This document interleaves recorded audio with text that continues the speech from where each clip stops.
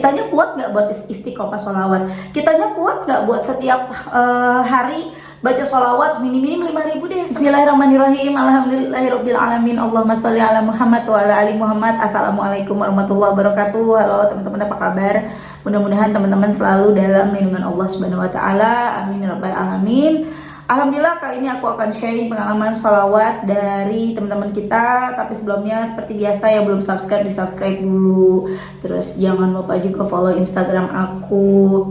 Yang punya TikTok, follow TikTok aku Miliza Anelia. Terus yang mau testimoni, teman-teman yang punya testimoni sholawat langsung kirimkan ke nomor ini. Sabar kalau aku belum baca ya. Oke, langsung aja sekarang akan aku bacain. Ini kisah dari Mbak Aisyah ya teman-teman. Assalamualaikum Mbak Mel. Waalaikumsalam. Aku mau sedikit cerita tentang keberkahan sholawat yang aku alami. Teman-teman mohon maaf kalau berisik ya. Dari beberapa tahun ke belakang, aku rencana mau resign jadi pegawai bank. Tapi ragu, karena takut perekonomian keluarga menurun kalau cuma mengandalkan gaji suami. Dan pada akhir Juni kemarin, bapak aku meninggal. Setelah 3 bulan bapak meninggal, akhirnya aku jadilah resign karena punya banyak waktu buat nemenin mama, sekaligus pengen bisa khusus ziarah ke makam bapak. Soalnya kalau masih kerja, terkadang serasa dikejar waktu ziarahnya. Atas izin Allah Subhanahu wa taala, akhirnya aku resign dan hijrah dari bankir. 3 kali usaha mau sewa ruko ternyata gagal terus karena keduluan orang lain. Dan perihnya itu tiga-tiganya cuma keduluan selang 1-2 jam. Awalnya aku yang sholawat 1000 kali dalam sehari. Setelah 3 kali ngalamin itu, akhirnya pas pertengahan bulan ini aku kencengin sholawatnya. Bisa jadi itu karena dosa-dosa aku yang menumpuk. Setelah aku kencengin sholawat, alhamdulillah Allah mengizinkan dan meridhoi aku untuk usaha fried chicken. Jadi tidak perlu modal banyak karena tidak perlu sewa ruko juga. Awalnya aku mau beli resep ke temen dengan modal 5 juta, tapi atas izin Allah, alhamdulillah tiba-tiba aku otodidak bisa ngeracik sendiri. Jadi nggak perlu keluar modal lagi. Semoga usahaku lancar dan sukses untuk kedepannya ya Mbak, amin. Biar bisa bawa saudara-saudara juga ke dunia usaha, amin ya Allah. Makasih Mbak Mel video-videonya, karena awal melihat konten Mbak Mel, aku jadi tahu kalau kita harus bersolawat. Hidup jadi tenang, adem. Alhamdulillah bisa lepas dari riba dan menemukan usaha. Rezeki memang tidak kemana, Allah sudah atur semuanya, tapi terkadang hambanya yang kurang yakin. Makasih Mbak Mel. Wassalamualaikum. Sama-sama Mbak. Kemudian ada tambahan testimoni lagi ya. Assalamualaikum Mbak Mel, aku ada tambahan lagi testimoni ya. Setelah bertahun-tahun pengen beli lahan di pinggir jalan, susahnya minta ampun. Ada yang harganya cocok tapi lokasinya kurang cocok. Ada lagi yang lokasinya cocok, harganya nggak cocok.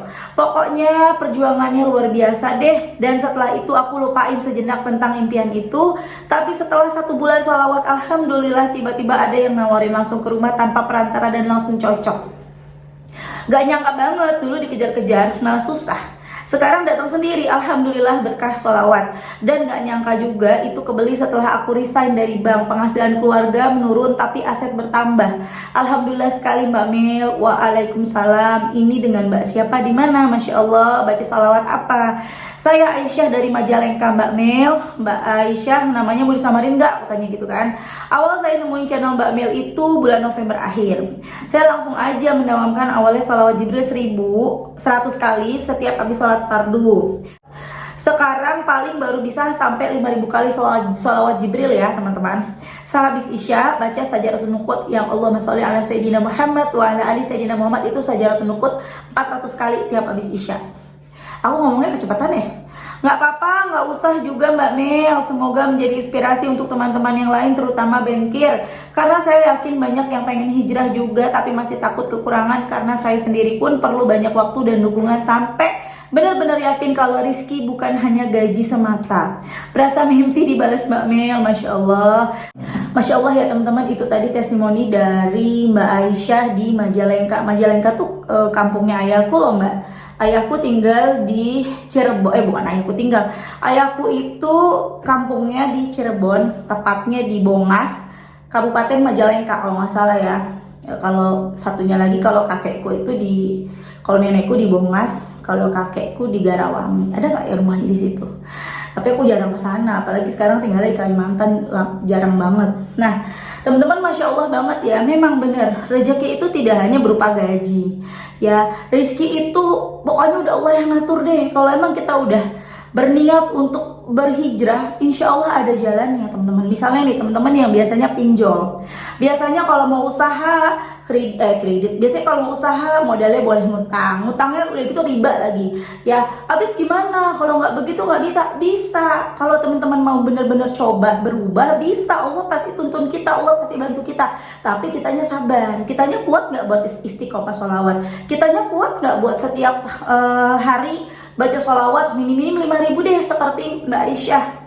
Ya sebenarnya sih 1.000 juga bisa, yang penting kitanya sabar dan istiqomah, bisa kok ya. Tapi kalau mau lebih cepat lagi ya tambahin lagi, karena semakin banyak sholawat yang kita baca, semakin banyak juga dosa-dosa kita yang dihapus. Nah ketika dosa-dosa kita terhapus, doa-doa kita tuh dikabulkan sama Allah, lebih cepat lagi dikabulkan sama Allah. Begitu teman-teman. Masya Allah banget ya, yang harusnya beli resep ke temennya 5 juta, kata Allah nggak usah, simpan aja dulu uangnya. Tahu-tahu sama Allah dibikin bisa. Gak semua orang loh bisa masak ya, apalagi masak enak ya, nggak semua. Aku aja nggak bisa bikin fried chicken ya teman-teman. Kemudian Masya Allahnya lagi, memang kalau nyari sesuatu tuh ya, nyari tempat juga ya, itu kan cocok-cocokan, itu juga rizki.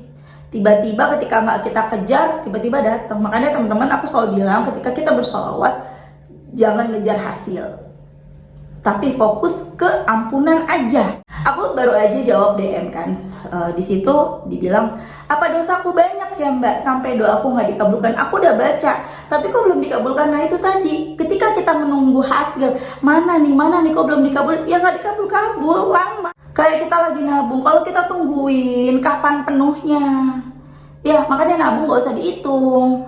Nanti tahu-tahu kita untung, tahu-tahu banyak. Seperti itu, jangan ditungguin. Dan kalau apa dosa-dosaku banyak, ya banyak. Nggak mungkin dosa kita nggak banyak, dosa kita banyak banget. Ya hitung aja dari mulai kita balik sampai sekarang udah berapa dosa kita. Jangankan dosa kita yang dulu, yang hari ini deh. Ya berprasangka buruk sama orang, ya ngomongin orang baik sengaja ataupun tidak, kita ngomongin orang nih, itu nyata, kisah nyata. Maksudnya kita bukan gosipin sesuatu yang tanda tanya, maksudnya yang belum tentu kebenarannya, tapi kita benar-benar ngomongin sesuatu yang jelas gitu ya, yang bener-bener udah kita lihat dengan mata kepala kita sendiri. Terus kita omongin ke teman kita, itu kan udah jatuhnya udah gibah teman-teman, ya kan, udah dosa juga. Makanya dosa kita tuh banyak banget, tiap hari ngalir. Makanya banyak-banyaknya sholawat, kejar ampunannya Allah. Nah ini lanjut testimoni yang kedua, ini dari Mbak E di Batu Malang. Aku sebutnya Mbak E aja ya, aku lupa nanya boleh atau enggak namanya disamarkan. Jadi daripada nanti mbaknya terlanjur aku bacain namanya ya, langsung aja dari Mbak E. Assalamualaikum Mbak Mel. Waalaikumsalam. Mbak Mel, ini saya E dari kota Batu Malang, Jawa Timur. Saya mau ngasih testimoni tentang sholawat dan surat yasin. Awalnya saya itu punya hutang 500 juta, itu pun aku ditipu orang Mbak Mel. Orang itu utang pakai atas nama saya Mbak Mel. Ternyata orang yang nggak sanggup bayar, otomatis saya yang harus tanggung jawab.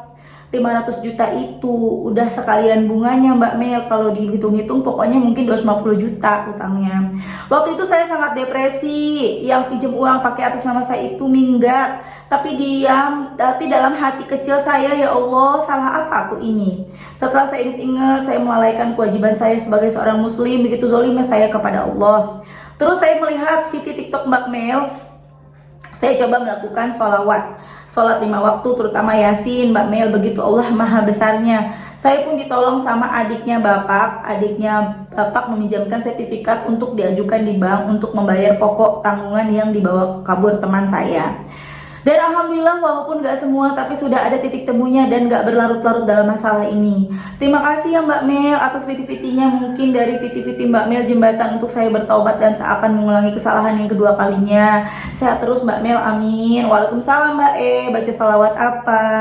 Jadi hutang orang yang kabur itu sudah lunas ya, tinggal hutang ke bank buat cicilan berapa bulan. Semangat terus ya Mbak, insya Allah ada jalan tanpa hutang lagi. Waalaikumsalam Mbak. Setiap hari sholawat Jibril Mbak Mel, ya Allah maha dahsyat sholawat Mbak Mel. Dan tak lupa sholat 5 waktu, sholat tobat, sholat hajat yang saya lakukan.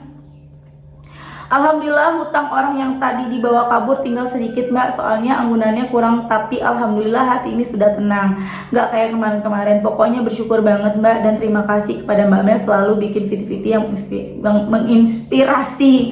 I love you Mbak Mel, love you tuh mbak. Gimana gini, love you tuh. Love you tuh Mbak dari Malang, Masya Allah ya. Itu tadi testimoni dari Mbak di Batu Malang. Makanya teman-teman hati-hati, sedekat-dekatnya kita sama sahabat kita, sama teman kita, mau dia orangnya baik banget, mau kita kenal dia dari kecil, kalau udah urusan utang jangan. Ya ingat nih, kalau kita ada yang berhutang sama kita mesti punya mental sedekah. Mental sedekah gimana? Kalau yang namanya orang ngutang itu mohon maaf yang pada ngutang jangan tersinggung ya. Maksud aku gini, ketika ada orang minjem uang sama kita, itu kemungkinan dia bayar tuh 50% kayaknya ya. Kadang ada yang tepat, ada yang molor, ada yang hilang. Jadi kita mesti punya mental dulu. Oh, kita punya mental sedekah. Ketika dia bayar, alhamdulillah. Ketika dia bayar ya udah. Itu mental sedekah. Tapi kalau kita nggak punya mental sedekah, sebaiknya jangan. Tuh, daripada kita pinjemin, ujung-ujungnya kita kesel, dongkol, marah, ngomongin dia kemana-mana, hilang deh keberkahannya, hilang deh pahala kita udah nolongin orang. Gitu ya teman-teman ya. Masya Allah banget, kita doakan mudah-mudahan Mbak segera lunas utang-utangnya ya Mbak ya. Kalau Mbak terus baca sholawat, insya Allah lunasin utangnya, nggak pakai utang lagi. Kalau ini kan tadi aku lihat masukin sertifikat, berarti kan utang lagi ya. Tapi ya itu udah pilihannya Mbak. Mudah-mudahan semuanya dilancarkan, dimudahkan. Ingat jangan sampai terjerumus ke hal yang sama lagi ya. Oke teman-teman, terima kasih udah nonton. Kita doakan semoga yang pertama tadi Mbak Aisyah dimudahkan laris dagangannya ya Mbak, berkah. Oh ya, tadi kan Mbaknya bilang, Mbak Aisyah bilang padahal gajinya turun, penghasilan turun, tapi sampai punya aset, sampai punya ruko, itu tadi berkah ya. Kalau berkah itu nggak lihat dari sedikit banyak, pokoknya kalau berkah tuh ya gitu cukup. Padahal kayaknya duit dari mana gitu, kayaknya nggak mungkin, tapi jadi mungkin. Itulah yang disebut dengan keberkahan teman-teman ya. Bahkan aku ada tambahan, aku selalu ada tambahan ya. Bahkan aku pernah punya temen ya teman-teman ya. Temen aku ini jualan rokok di tempat yang aku udah pernah cerita belum ya. Pokoknya dia jualan rokok di tempat orang-orang main judi. Judinya tuh judi ayam gitu, judi ngadu ayam ya. Aku mau bilang, jangan Bu, begini-gini aku nggak enak, karena dari usia lebih dewasa si ibu ini, kemudian juga yang nggak enak lah aku menggurui orang gitu ya. Aku kan hanya mengajak salawat, tapi aku nggak enak kalau untuk seperti itu. Cuma aku bilang, aduh jauh banget Bu gitu, karena dia pergi pokoknya perginya pulangnya malam, tengah malam teman-teman, sampai kadang jam 2 pagi gitu, seingat aku gitu ya. Dan jualan rokoknya itu harganya lebih dari harga-harga biasa. Jual di situ tuh untungnya gede. Ya udah, aku nggak enak kan tuh ngomong segala macam sama si ibu ini, temen aku ini. Akhirnya udah diem aku. Tapi masya Allah, ketika aku ketemu lagi sama si ibunya ngomong, aku udah nggak jualan sana lagi Mbak, capek. Terus kebetulan ditutup juga jualannya. Perasaan banyak yang didapat, untungnya banyak, duitnya banyak, tapi nggak ada, habis gitu aja. Beda sama aku jualan makanan, si ibunya juga jualan makanan mateng ya. Beda sama aku jualan makanan mateng di rumah, jualan online gitu, disiarin jualan makanannya. Itu malah berkah gitu loh, malah cukup. Padahal kayaknya jualan begitu berapa sih dapat uangnya gitu. Tapi malah cukup gitu. Dan itu ya yang disebut dengan keberkahan. Jadi yang namanya berkah itu nggak dilihat dari besar banyaknya, besar banyak apa beda, nggak bisa dilihat dari sedikit atau banyaknya ya teman-teman ya, atau besar atau kecilnya. Yang namanya berkah itu ya seperti itu. Oke teman-teman, terima kasih udah nonton. Mudah-mudahan bermanfaat dan jadi motivasi buat teman-teman. Doain ya semoga dagangannya Mbak Aisyah laris, amin, dan berkah, dan semoga juga utangnya Mbak dilunaskan sama Allah tanpa harus berhutang lagi, amin. Assalamualaikum warahmatullahi wabarakatuh.